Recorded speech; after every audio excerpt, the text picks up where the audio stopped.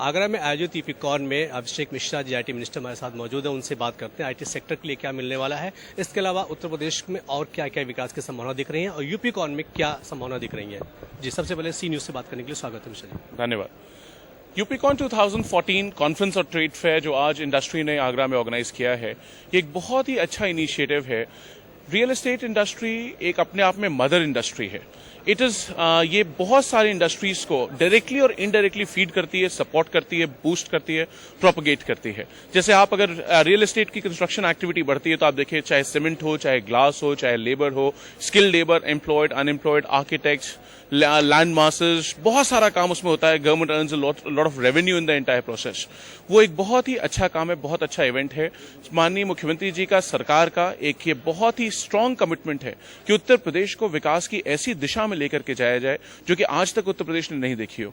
ये खुशी की बात है, मुझको बताते हुए हर्ष है कि आज जब हिंदुस्तान की जो एवरेज रेट ऑफ ग्रोथ है उससे उत्तर प्रदेश की रेट ऑफ ग्रोथ कम से कम 1 से 1.5% ज्यादा हम लोगों ने बना के रखी है। जब से माननीय मुख्यमंत्री जी आए हैं, हम लोग हिंदुस्तान की एवरेज रेट ऑफ ग्रोथ से आगे चल रहे हैं। ये इस इंडस्ट्री का एक बहुत बड़ा रोल है। आज इस इंडस्ट्री की पार्टिसिपेंट से माननीय मुख्यमंत्री जी आ रहे हैं, वो ये भी बताएंगे कि हम इनसे क्या एक्सपेक्ट करते हैं और इंडस्ट्री हमसे जो एक्सपेक्ट करती हो, चाहे स्ट्रीमलाइन ऑफ प्रोसेसेस में हो, सारे काम करने की कोशिश की जाएगी। ये योजना जो प्रवान चल रही हो या बिल्कुल अमल में लाई जा रही है, योजनाएं तो बहुत जी, आप एक योजना खुद बताइए कि इस योजना में काम शुरू। देखिए, बहुत सारी योजनाओं में हमने काम शुरू किया है। मैं बहुत सारी गिना सकता हूं। हमने कहा था लैपटॉप देंगे, लैपटॉप दिया। हमने कहा था बेरोजगारी भत्ता देंगे, बेरोजगारी भत्ता दिया। हमने कहा था हमारी सरकार के 5 साल के अंदर अंदर हर ब्लॉक तक हम 2 एम्बुलेंसेस पहुंचाने की कोशिश करेंगे। मुझे खुशी है कि वो हम ऑलरेडी उससे ज्यादा पहुंचा चुके हैं। अगले 2 सालों में उससे ज्यादा पहुंचा देंगे। 108, 102, 1090 विमेन पावर लाइन। उसके साथ ही साथ लखनऊ मेट्रो की एक ऐसी एम्बिशियस योजना थी जो कि शायद ही किसी सरकार ने दुनिया के किसी हिस्से में आज तक 7 महीने के अंदर from announcement date to execution implement किया। हमने इंप्लीमेंट किया, आज खुदाई शुरू हो चुकी है।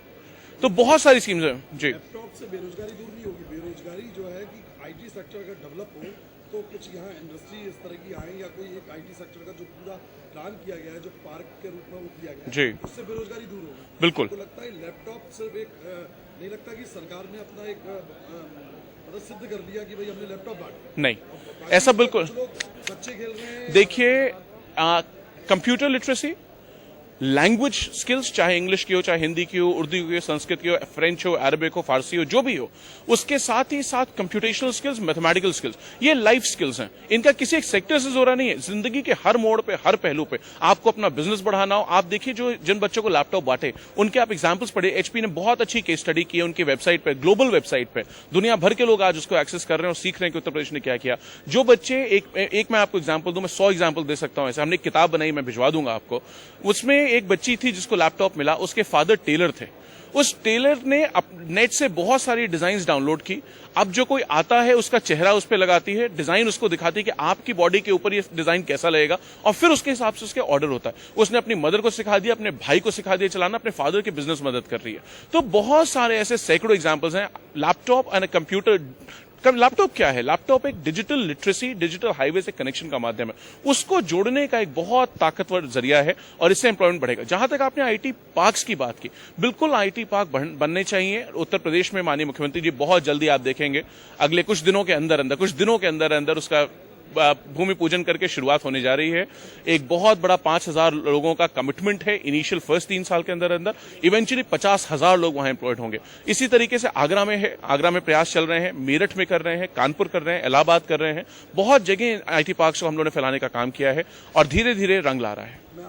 जैसे अभिषेक जी, बिजली को लेकर के गवर्नमेंट क्या कर रही है? बिजली की त्राही मची हुई है पूरे। देखिए, बिजली एक लॉन्ग टर्म एजेंडा है।